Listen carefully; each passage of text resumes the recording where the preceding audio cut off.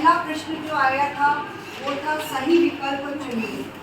इसमें क्वेश्चन दिया था 125 की घात 1/3। इसका आंसर क्या होगा आप सॉल्व करके ही बता पाएंगे।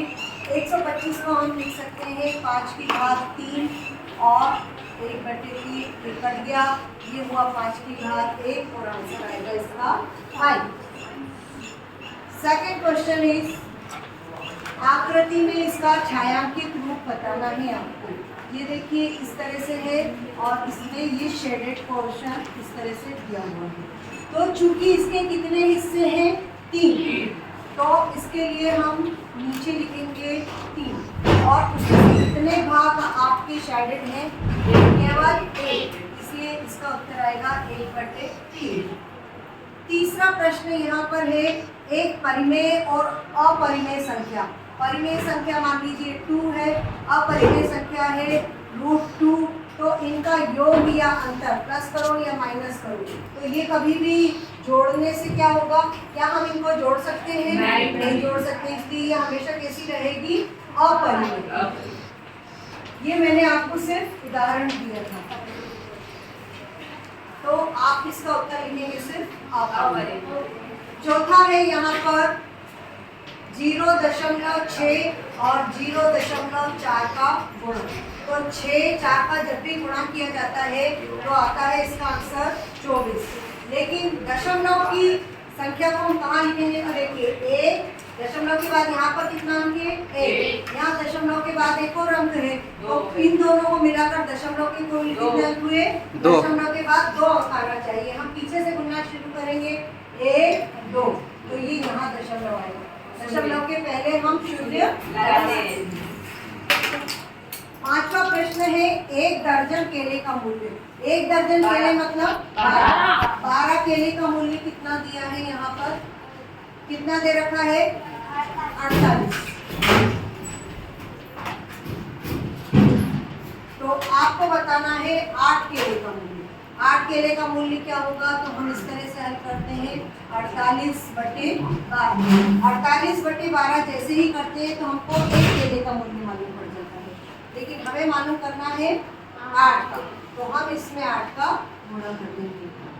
आप 4 से काट सकते हैं इसको, 4 तियां 12, 4 दूनी 8, इससे 3 से काट देंगे, 3 एकम 3 और 3 छह 18, तो 16 दूनी 32। आप चाहते तो 12 चौक 48 डायरेक्ट काट देते, तो 4 8 32 भी आ जाता है, कैसे भी काटा जा सकता है।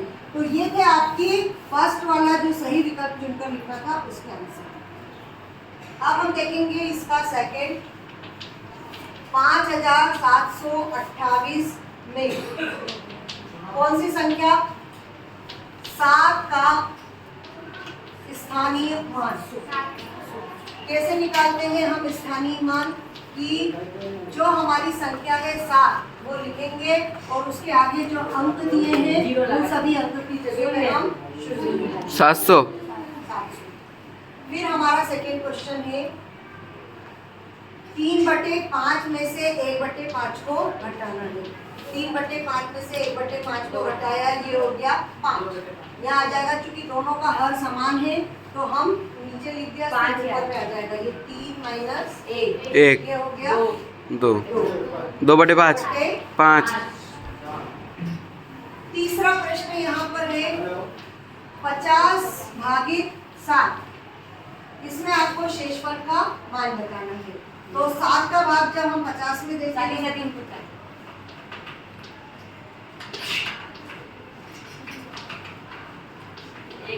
ये होता है हमारा भागफल, और ये जो नीचे आता है जो बचता है उसे लेते हैं शेषफल। तो शेषफल कितना आएगा? 1। शेषफल आएगा।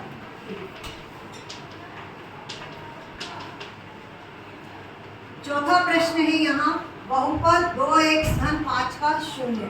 तो 2x धन 5 का 0 कैसे लेंगे? इसको बराबर लिखेंगे 0, तो ये हो जाएगा 2x बराबर धन 5 है तो उधर जाएगा, क्या हो जाएगा? -5। फिर ये हो जाएगा x बराबर कितना? -5/2। अगला है इसका पांचवा -3 -2 +3 = 0। तो देखिए ये तो +3 और -3 बढ़ गए, और ये माइनस माइनस का गुणा हो गया,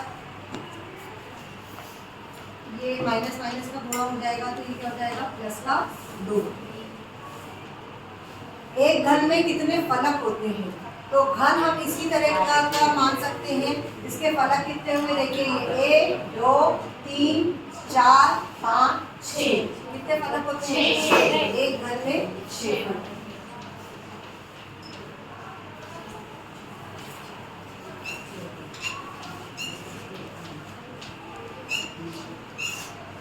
अब है सही जोड़ी। सही जोड़ी को भी हम देख लेते हैं। सही जोड़ी में आपको क्या करना है, कई बार बच्चे क्या करते हैं कि जो नंबर डाल देते हैं एक तरफ का और जो दूसरी तरफ का है सिर्फ उसी के 1 2 3 4 5 ऐसे करके डाल देते हैं, लेकिन आपको ऐसे नहीं करना है। आपको जोड़ी का मतलब है कि दोनों को एक साथ लिखना है, ठीक है। चलिए क्वेश्चन नंबर 3, सही जोड़ी।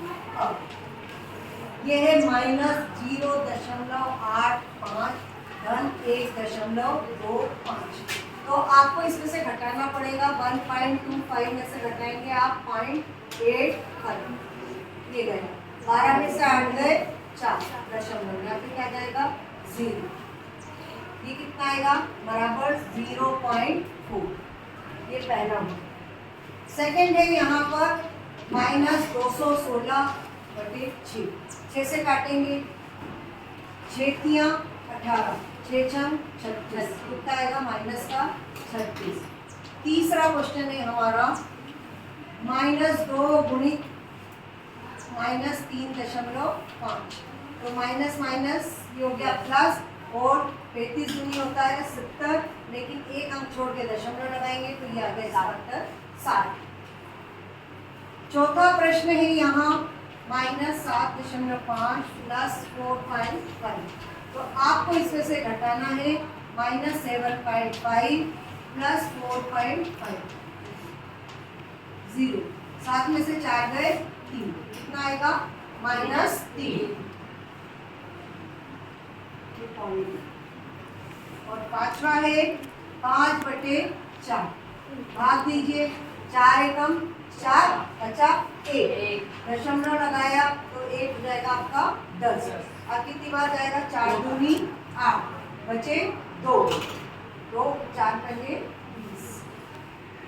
फिर आपका है ये छठा प्रश्न 2.4/10, तो ये क्या हो जाएगा, यहाँ पर दशमलव 1 लगा ही हुआ है। एक जब बटे में 0 जितने होते हैं उन्हें छोड़ के आपको दशमलव लगाना पड़ेगा, तो क्या जाएगा, ये 1 तो लगा ही था तो एक और स्थान खसक जाएगा, यहाँ हो जाएगा ये 0.24। तो ये हो गए आपके। अभी हम ऑब्जेक्टिव सारे एक साथ हल कर लेते हैं। अब आपके पास है प्रश्न 4, बिंदु 4 1 की किससे दूरी, एक्स अक्ष से दूरी, एक्स अक्ष से दूरी क्या होगी, 4 तो खुद ही एक्स अक्ष पे है, तो दूर क्या होगा हमेशा y, तो क्या आएगा यहाँ पर 1। सेकेंड क्वेश्चन है 250 मीटर कपड़े के थान में से 140 मीटर कपड़ा काट लिया तो कितना बचा, तो आपको घटाने से मिलेगा। तो आपको क्या करना पड़ेगा, 250 में से 140 को घटा दीजिए, तो क्या आएगा 110। 15 में से 5 4 गए 1, 2 में से क्या 1, कितना आएगा 110, और वो भी आप लिखेंगे नीचे। अब तीसरा प्रश्न पूछा है बिंदु 2 - 1 किस चतुर्थांश में होगा, तो देखिए x पर कितना लेना है 1 2 और y पर कितना लेना है -1, तो ये बिंदु आएगा रितेश, यहाँ पर। कौन सा चतुर्थांश, रितेश, इसका आंसर आएगा रितेश, चतुर्थ। खिड़की लगाया। लड्डू का आकार कैसा होता है, लड्डू होता है आपका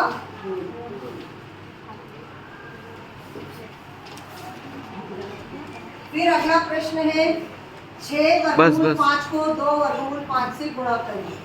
6 वर्गमूल 5 गुणित 2 वर्गमूल 5, तो 6 दूनी 12 और वर्गमूल 5 का वर्गमूल 5 से करा 5, तो 12 पंजे ये हो गया 7।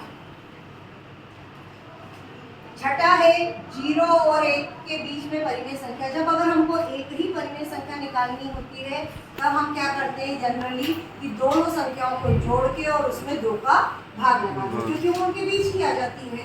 तो 0 + 1/2 ये आ जाएगा 1/2।